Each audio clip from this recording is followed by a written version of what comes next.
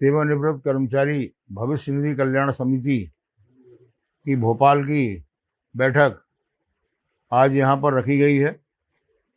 और बैठक का जो अवसर है वो एक खुशी का अवसर है कि हम लोग पिछले 10 साल से न्यूनतम पेंशन और हायर पेंशन दोनों के ही केस लड़ रहे हैं, और सड़क पे भी लड़ रहे हैं और अदालत में भी लड़ रहे हैं। तो अदालत में जो है अभी हम लोगों के पक्ष में एक निर्देश जारी हुए, और उसके कारण हमारे 38 लोगों का भला हुआ जो हमने केस इनका दायर किया था। 4/10/2016 को आरसी गुप्ता साहब का केस हुआ, जो हिमाचल प्रदेश टूरिज्म कॉरपोरेशन में जनरल मैनेजर थे। उन्होंने ये कहा कि मुझे अपने पूरे वेतन पर पेंशन दी जाए। उसकी वो लड़ाई लड़े, पहले शिमला में लड़े, उसके बाद दिल्ली में लड़े, फिर दिल्ली में डबल बेंच में लड़े, और 4 अक्टूबर 2016 को उनके हक में फैसला आया। इसके बाद कोल्लम के सांसद NK प्रेमचंद्रन ने एक स्पेशल बिल लेके आए, जिसको संसद में लगाया गया, और संसद में हर शुक्रवार को ही स्पेशल बिल के ऊपर बहस होती लंच के बाद। तो 23 मार्च 2017 को जब बहस हो रही थी NK प्रेमचंद्रन साहब के बिल पे, और उनकी बहस के ऊपर बंडारू दत्तात्रेय साहब ने ये किया कि हम आज ही इसके ऑर्डर जारी करेंगे, और 23 मार्च 2017 को आदेश जारी किया गया कि कर्मचारी के मूल वेतन पर, वास्तविक वेतन पर उसको पेंशन दे दी जाए। ये डेवलपमेंट जब हुआ तो सरकार में बैठे लोगों को पता चला, पार्टी में बैठे लोगों को पता चला कि इतना बड़ा निर्णय हो गया और हमारा कोई रोल नहीं रहा। तो जो SK ठाकुर जैसे जेंटलमैन कमिश्नर थे, उनका ट्रांसफ़र दूसरे दिन कर दिया गया। 15 दिन बाद मंत्री बंडारू दत्तात्रेय, जो वास्तव में मजदूर नेता थे बाबूलाल गौर जैसे, तो उनको भी हटा दिया गया। उसके बाद इसकी प्रोसेस शुरू हुई हायर पेंशन की। फिर लोगों को समझ में आया कि यार ये बहुत ज़्यादा जनता हो रही है, तो 31 मई 2018 को मुकेश कुमार ने एक सर्कुलर निकाला, और उसके तहत 31 मार्च 2017 को एक सर्कुलर निकाला 2 महीने बाद ही, कि जो एग्जेम्प्टेड ट्रस्ट के लोग हैं उनको इस पेंशन से बाहर कर दी जाए, और 10 लाख पेंशनर्स और 70 लाख कर्मचारी इससे बाहर हो गए। उसके बाद फिर अनएग्जेम्प्टेड लोगों को, जो जिनका पैसा EPF के पास जाता है, उनकी बात हुई और उनको हायर पेंशन मिलना शुरू हुई। 2021 में ये बंद हो गई। बंद होने के बाद फिर हमारी समिति ने तय किया कि हम लोग कोर्ट में जाएंगे। तो समिति और 59 लोग हम लोग कोर्ट में गए। कोर्ट से फिर चूंकि उन्होंने हमारी बात नहीं मानी, तो हम लोगों ने अवमानना प्रकरण लगाया। और अवमानना में क्या होता है कि एक साथ 10 लोग जा सकते हैं।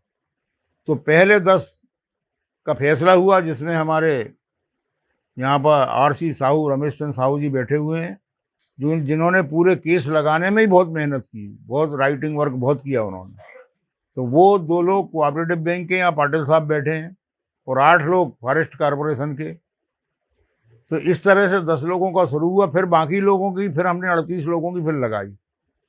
तो 38 लोगों का जब फैसला हुआ, तो इतवार को ही वकील साहब से बात हुई थी, तो उन्होंने कहा कि नेक्स्ट हफ्ते फ्लोर पे आएगा। और जब कोर्ट में फ्लोर पे केस आया, तो हमारे वकील SK राव साहब ने माननीय जज से निवेदन किया कि साहब, आप केंद्रीय भविष्य निधि आयुक्त दिल्ली और भविष्य निधि आयुक्त भोपाल को यहाँ बुलाइए, उनसे पूछिए क्या प्रॉब्लम है। तो उनके जो वकील हैं पिल्लई साहब ने कहा कि नहीं साहब, मैं अपना ओपिनियन दे चुका हूँ 15 दिन पहले। तो जज ने ओपिनियन मांग लिया कि आपका क्या है, जिसमें उनका ओपिनियन इस तरह का था कि हाँ, हमसे गलती हुई है और पेंशन को चालू कर देना चाहिए। बोले जब आप खुद एडमिट कर रहे हैं कि गलती हुई है, तो आप पेंशन दीजिए और 3 दिन के अंदर पेंशन देना शुरू करिए। तो फिर शाम को उन्होंने कुछ रिक्वेस्ट की होगी जज से, तो 1 हफ्ते का समय उन्हें मिला है।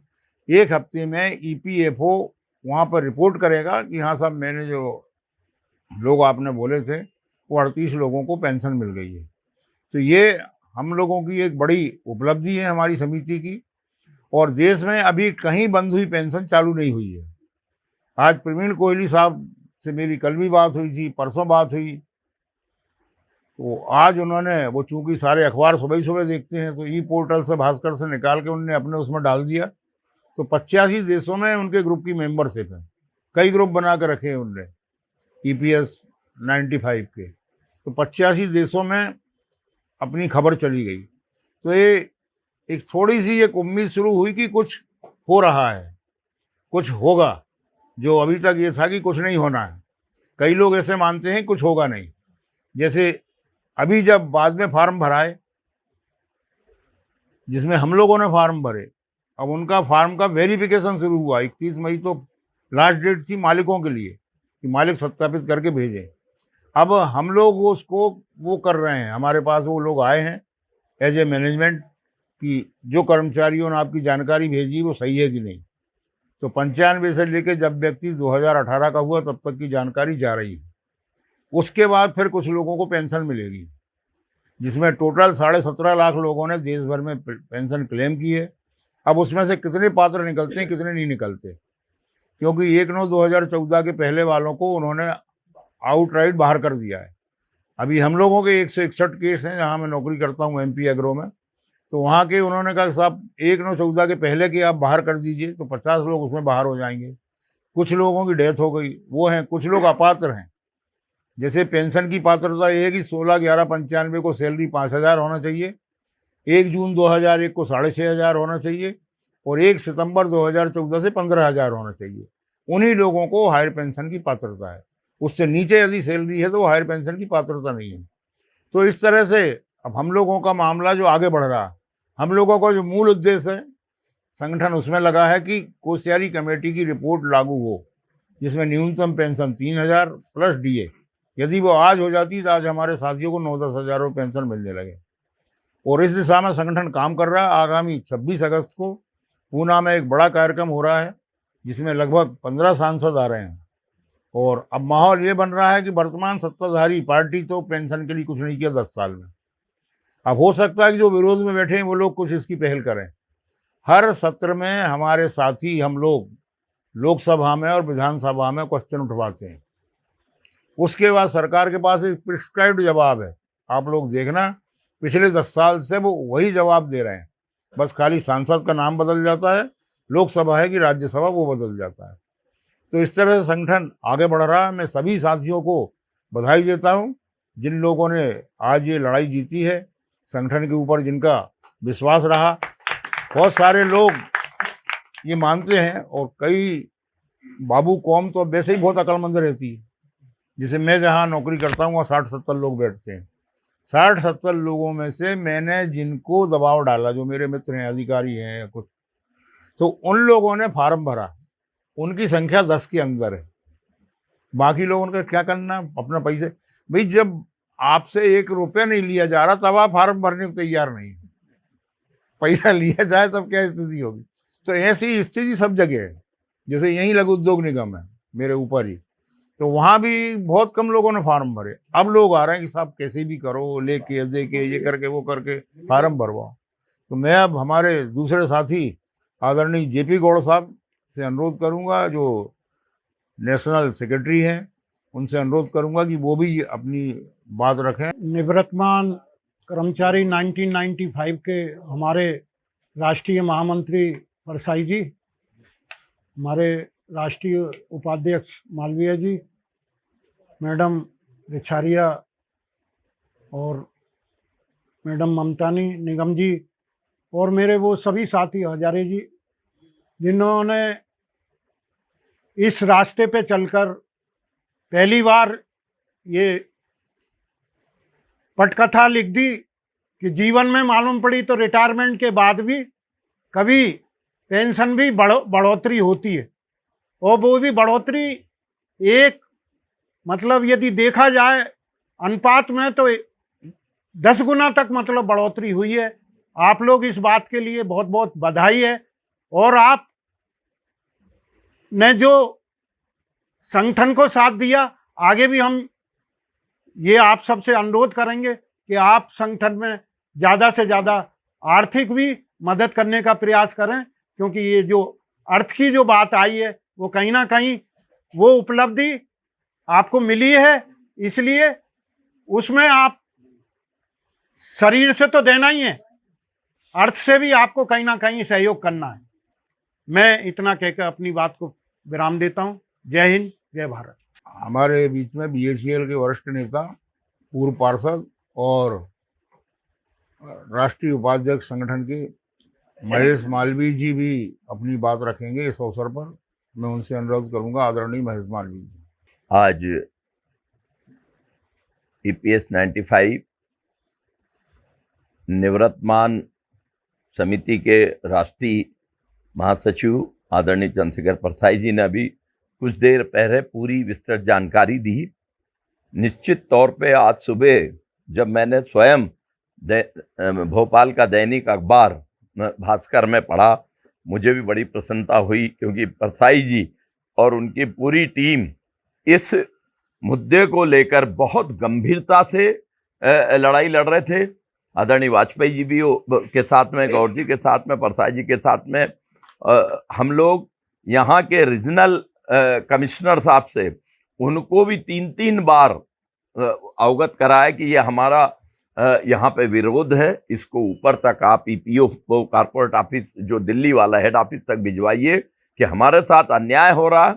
और मुझे खुशी है कि परसाई जी ने एक बीड़ा उठाया, और उस बीड़ा उठाए में ये पहली पायदान है, अभी मेरी नज़र में पहली पायदान है। अगली पायदान कोश्यारी कम्युनिटी लागू करने के लिए रहेगी, जिसमें मिनिमम 3,000 रुपये प्लस वर्तमान में जो DA रहेगा वो मिलेगा, लगभग 7,500-8,000-9 हज़ार के आसपास मिलेगा। और आज मैं विश्वास के साथ कह सकता हूं कि परसाई जी ने जो दृढ़ संकल्प लिया है वो पूरा करके रहेंगे। एक बार इसी सम्मान में ताली बजा दे, क्योंकि रात दिन बहुत मेहनत करना पड़ती। दिल्ली तक कोई कोर कसर बाकी नहीं। 2016-17 से हम जुड़े हैं, दिल्ली के कोई भी संघर्ष हुआ, कोई भी प्रदर्शन हुआ, कभी पीछे नहीं हटे और आगे भी पीछे नहीं हटेंगे। तन मन धन से परसाई जी का सहयोग देंगे। इन्हीं शब्दों के साथ मैं अपनी वाणी को ही विराम देता हूं। जय EPS 95। राष्ट्रीय उपाध्यक्ष श्रीमती संजना रचारिया से भी अनुरोध है कि हमारे साथियों को संबोधित करने की कृपा करें। साथियों, आप सभी को संजना रिछारिया का सादर अभिवादन। कौन कहता है आसमां में सुराख नहीं हो सकता? कौन कहता है आसमां में सुराख नहीं हो सकता? एक पत्थर तो तबीयत से उछालो यारों। और हमारे उस मील का पत्थर साबित हुए हैं तो हमारे राष्ट्रीय महासचिव चंद्रशेखर परसाई जी। आज परसाई जी की लगन, मेहनत, समय और अर्थ सबका हम सभी को नतीजतन जो सामने आया है वो हायर पेंशन लागू होने के संबंध में आया है। प्रथम सीढ़ी हुई थी जिसमें 10 लोगों को हायर पेंशन लागू की गई थी, जिसमें साहू जी हमारे बीच में बैठे हुए हैं। इसके बाद में ये द्वितीय श्रेणी हमारी है जिसमें 38 लोगों को फिर से हायर पेंशन लागू की गई है।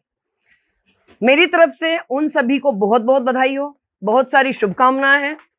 निरंतर संगठन और संगठन के पदाधिकारी आप और हम सभी के लिए प्रयास करते आए हैं, कर रहे हैं और भविष्य में भी करते रहेंगे।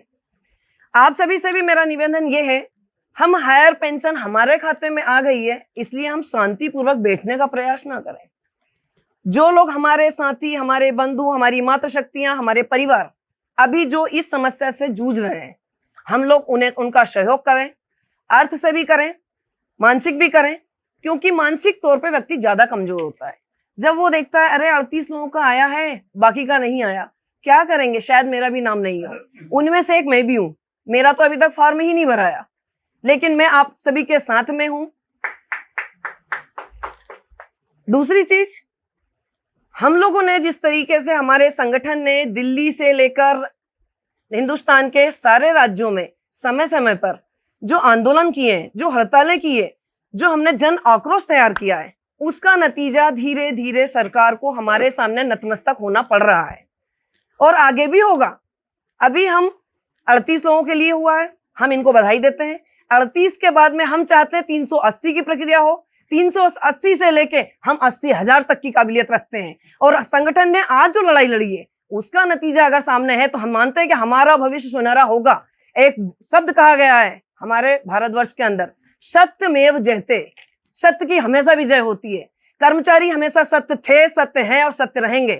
कर्मचारी के कर्मों से, कर्मचारियों की मेहनत से और लगन से शासन चलता है, शासन से कर्मचारी नहीं चलते।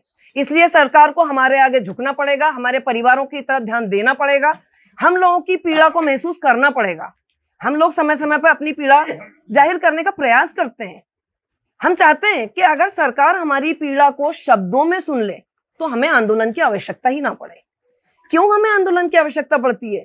क्योंकि कहीं ना कहीं शासन और प्रशासन हमारा विरोध करता आया है। आज मैं जानती हूं जिस तरीके से चंद्रशेखर परसाई जी लगातार लगे हुए थे, उनकी इतने सालों की अथक मेहनत से हम इस मुकाम पे पहुंचे हैं। सरकार ने जो निर्णय लिया है कि 1 सितंबर 2014 से पहले वाले लोगों को हायर पेंशन में नहीं लेना, मैं पूछती हूँ क्यों? हमें उनका सहयोग करते हुए उन्हें आगे लाना होगा, क्योंकि वर्तमान दौर में तो कर्मचारियों को तनख्वाह के रूप में एक बड़ी रकम, मोटी रकम प्राप्त भी हो रही है, लेकिन जिन लोगों ने पुराने वक्त में एक बहुत छोटी सी अल्प वेतन में काम किया है, जिस समय साधन और संसाधन भी नहीं होते थे, उनके अभाव में इतना बड़ा काम किया है, अपनी जीवन के सुनहरे पल, सुनहरे भविष्य, सुनहरे वर्ष और अपने परिवार का त्याग करते हुए जंगल जंगल जाकर काम किए हैं बिना किसी साधन और संसाधन के, तो उनका तो हक बनता है कि उन्हें हायर पेंशन मिलनी चाहिए। तो वो क्यों नहीं? हम अभी मालवीय सर ने बिल्कुल सही बोला है कि हम आगे भी प्रयास करें और हम सब उन सभी को इस श्रेणी में लेके आए। और हम चाहते हैं कि आज जितने लोगों को मिली है, आगे भी निरंतर सभी के लिए हम प्रयासरत हैं। संगठन पूरा उनके लिए कार्य कर रहा है। आप सभी बधाई के बहुत बहुत पात्र हैं। जय हिंद, जय भारत।